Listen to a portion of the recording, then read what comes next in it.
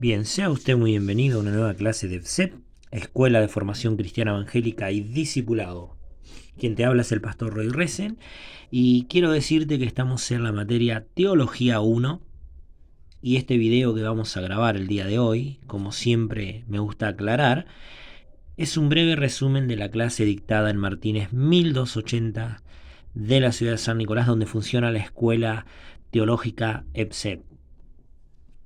Quiero decirte que hoy vamos a tratar la lección número 3, que habla del canon, el canon de la Biblia, y la lección número 4, que habla de lo que es un análisis histórico. Así que sin más que decir, ¿qué te parece si vamos a la lección número 3? Primeramente, si no has visto los videos anteriores, quiero decirte que estos videos que grabamos son para aquellas personas que por algún motivo no pudieron estar en las clases que que dictamos en Martínez 1280 de la ciudad de San Nicolás, o que a lo mejor estuvieron pero que quieren afianzar algunos conceptos, algunas definiciones, dicen me gustaría repasar lo que estuvimos hablando, entonces bueno, para eso son estos videos. Quiero decirte que hemos hablado de lo que es teología, hemos hablado los diferentes enfoques de la teología. Hemos hablado de las ramas de la teología, cómo se puede estudiar, cómo se puede abordar la teología desde estudiar desde sus ramas o estudiar desde diferentes temas. Hemos hablado de lo que es la teología sistemática y ahora vamos a hablar de lo que es el canon de la Biblia. Lo primero que tenemos que saber de qué es el canon de la Biblia, vamos a hablar de dos significados. El primero, etimológicamente, la palabra canon significa caña de medir o regla de medir. Te vuelvo a repetir, significa canon, caña de medir o regla de medir. Ahora, cuando hablamos del canon de la Biblia, también tenemos esta definición clara, que el canon de la Biblia es el método que se usó para seleccionar los libros inspirados por Dios que hoy encontramos en nuestra Biblia. Te lo vuelvo a repetir, el canon de la Biblia fue el método que se usó para seleccionar los libros inspirados por Dios, de los cuales no son inspirados por Dios, y así seleccionar los libros que hoy están en tu Biblia. Quiero decirte de que hay algunas Biblias que tienen algunos libros más que no son inspirados por Dios, que no son los que se usaron en el canon, por los cuales estos libros se llaman libros apócrifos. Te lo vuelvo a repetir, libros apócrifos son aquellos libros que no fueron inspirados por Dios y que no fueron tomados en el canon y insertados o insertos en la Biblia. Por ejemplo, la Iglesia Católica, luego, muchos años después de haberse cerrado el canon de la Biblia, puso algunos libros más, pero esos libros no son inspirados por Dios, son libros apócrifos. Bien, algo a destacar. Primero, el canon de la Biblia se divide en lo que es la Biblia en dos partes: el Antiguo Testamento, Antiguo Testamento antes de Cristo, dentro del cual hay 39 libros, y el Nuevo Testamento después de Cristo, en el cual hay 27 libros. Esto nos enseña lo siguiente, que antes de Cristo, antes que naciera Jesús, toda la historia de Israel, todo lo que ocurrió, y el Nuevo Testamento, luego que nació Jesucristo y vino a esta tierra, todo lo que ocurrió.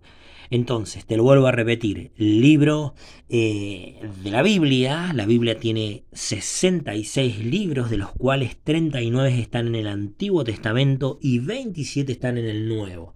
Además de eso, hay algunos libros apócrifos en algunas Biblias que andan dando vueltas por ahí, de las cuales no vamos a hablar mucho, pero sí es importante que entiendas que esos libros apócrifos son libros que no fueron inspirados por Dios. No vamos a decir que son del diablo, ni mucho menos que tal vez son malos, ni tampoco vamos a decir que son buenos. Simplemente vamos a decir que no fueron inspirados por Dios. Por eso el canon de la Biblia no los puso allí en la Biblia. Bien, entonces, a repasar, canon significa caña de medir o regla de medir.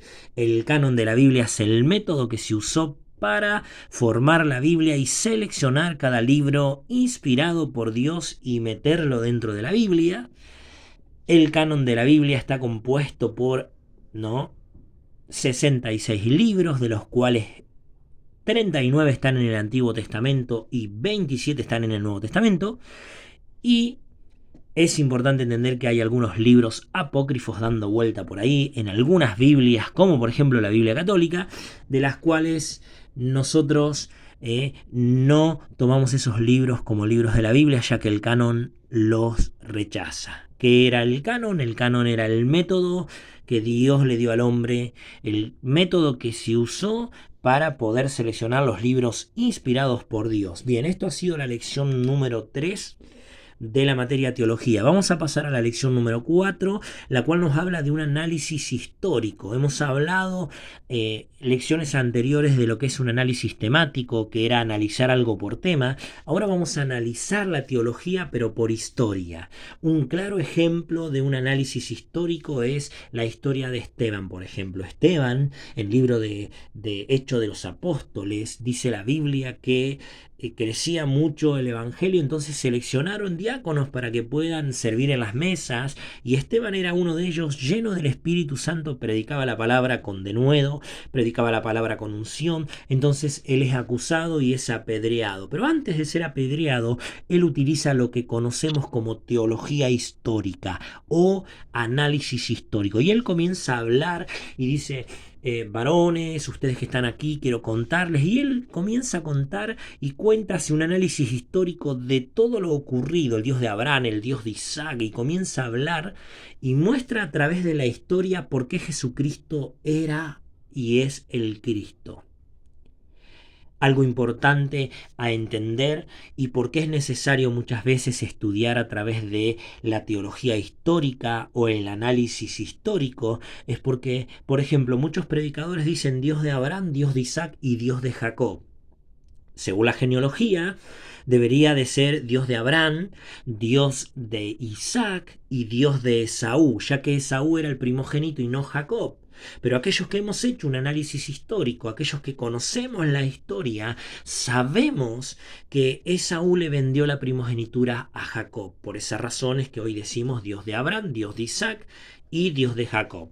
Otro ejemplo claro de lo que es un análisis histórico y de su importancia está en el libro de Mateo, en el capítulo 1, donde comienza a citarse la genealogía de Jesús. El árbol familiar de Jesucristo está allí marcado. Es importante entender que a lo largo de la Biblia hay muchísimos ejemplos de gente común, gente ordinaria, gente natural, que ha hecho cosas sobrenatural porque Jesucristo, porque el Dios eterno, porque la promesa de Dios ha estado con ellos.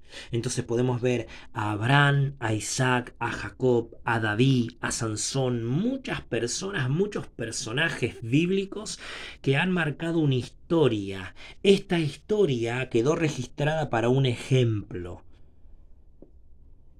Podemos ver claramente que a través del análisis histórico nosotros vamos a aprender a vivir como el pueblo de Israel, y vamos a aprender de su relación, esa relación del pueblo de Israel con Dios. Entonces, algo importante a destacar cuando uno hace un análisis histórico: no agarra cualquier historia. Agarra esas historias que van marcando una diferencia. Por ejemplo, si nosotros queremos hablar de lo que es la historia de redención del hombre, podemos hablar, por ejemplo, de Adán.